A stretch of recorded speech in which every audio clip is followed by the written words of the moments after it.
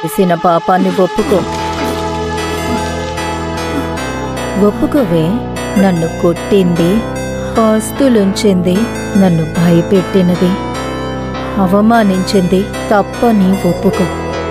నువ్వు చచ్చే ముందు చివరిగా చూడబోయేది నా ముఖమే అన్నది గుర్తుందా? మంచిది. నీ మొహం చూస్తే సంతోషంగా ఉంది. దేవుణ్ణి చూడాలని ఆశగా ఉంది. ఈ రోజు నిన్ను చంపను బంగారం.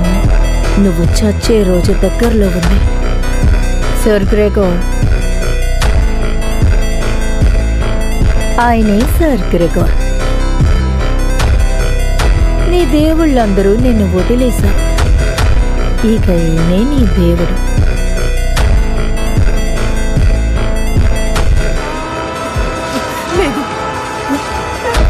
అవమానం.